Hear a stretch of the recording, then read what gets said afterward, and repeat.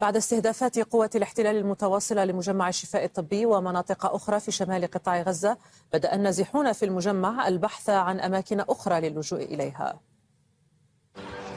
بعد ليلة حافلة بالأحداث والاستهدافات في محيط مجمع الشفاء الطبي واستهداف مخيم الشاطئ بأكثر من 10 غارات من طائرات الاحتلال الإسرائيلي، واستهداف منطقة تل الهواء، واستهداف منطقة الرمال، وفي محيط مجمع الشفاء الطبي استهداف عدد من البنايات والشقق السكنية والاشتباكات التي حدثت في محيط مجمع الشفاء الطبي. بدأ النازحون المتواجدون في داخل مجمع الشفاء الطبي بسبب الخطر الذي يحيط بهم من كل زاوية ومن كل مكان. هؤلاء النازحين المتواجدين من أقصى غرب شرق مدينة غزة بدأوا منذ صباح اليوم بالخروج والنزوح من داخل مجمع الشفاء الطبي والبحث عن أماكن بديلة، أماكن آمنة بعد الاستهدافات المتواصلة وتقدم الآليات إلى محيط مجمع الشفاء الطبي. هذا هو الوضع وهذه صورة المشهد حتى اللحظة في